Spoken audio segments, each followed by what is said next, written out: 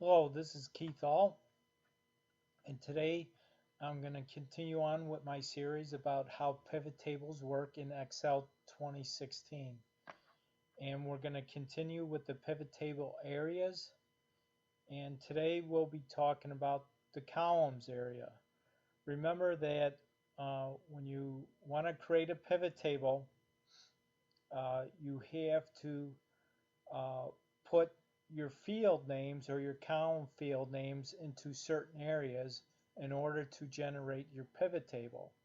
So today we're going to be talking about the columns area. Now the columns area works just like the rows area.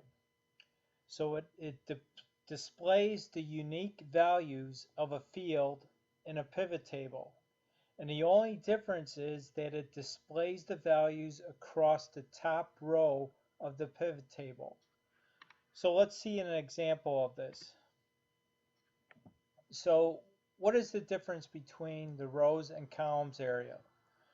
Well, if you grab your field names and put them into the columns area right over here, then that means the values, the unique values for region, are going to be displayed up on the top in the columns of the pivot table.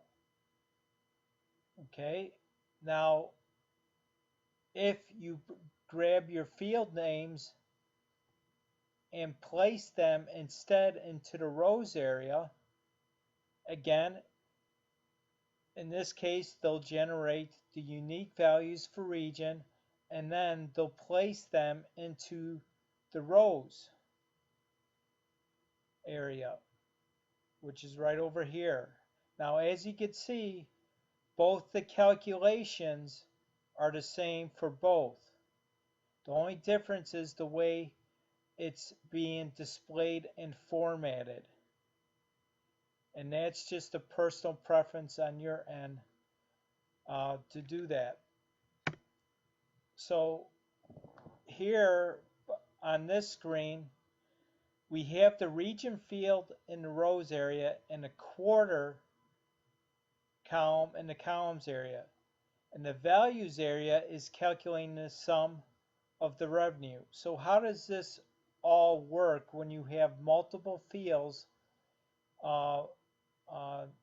that can be in the rows or in the columns area? As you can see in this pivot table here, how this was generated, again, since we put the quarter field in the columns area, the quarters are going to appear, the unique values from the source table is going to appear up on the top here, and it's going to be in the columns area.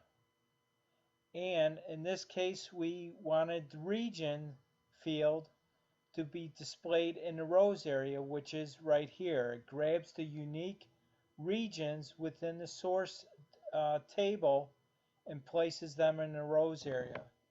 Again, if we what we're putting into the values area, again, since the revenue column is a number field, it's automatically going to sum that number for you.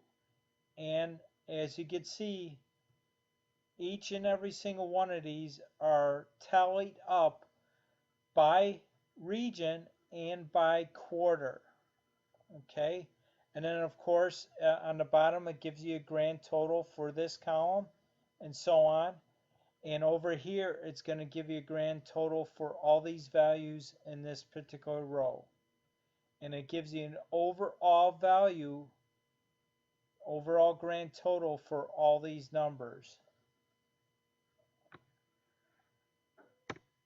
So to explain this a little bit further on how it generates the values down here when you have multiple fields in your pivot table, this image below here, it says the total revenue for the South region for quarter 2 is 1,772.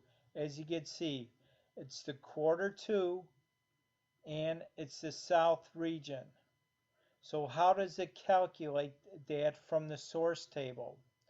So let's go up here. First, the way the pivot table works, first the quarter column is filtered for quarter 2. In other words, it's going to go out to the source table and get all the values for quarter 2. Then the second thing that it's going to do is it's going to take the region column, which is in the rows area, and it's going to filter it for the south region. So it goes to our source table. It grabs all the values for the quarter first, quarter 2, because that's what we want to filter it by. And then within quarter 2, it's going to um, take a subset of that based upon the region, which is south. And that's how you come up with this value of 1,772 in this particular row column combination. Again, it says the revenue column is then summed to get the 1,772. So that's basically how pivot tables work when you have multiple fields placed in into the pivot table areas, which is in this case, we wanted the quarter field to be in the columns area, we wanted region to be in the rows area, and then we wanted the sum of the revenue to be in the values area. And that's how we come up with this pivot table here. So I hope this video was helpful for you on how pivot tables work, and specifically about the columns area in the pivot tables area when you generate a pivot table. Again, you could navigate to my YouTube channel, and this happens to be a playlist for any tutorials that I make regarding Excel pivot tables and dashboards. I want to thank you again for stopping by today. Again, I'll be posting another video in this series regarding the pivot table areas. Have a great day, and I'll see you on the next video. Bye now.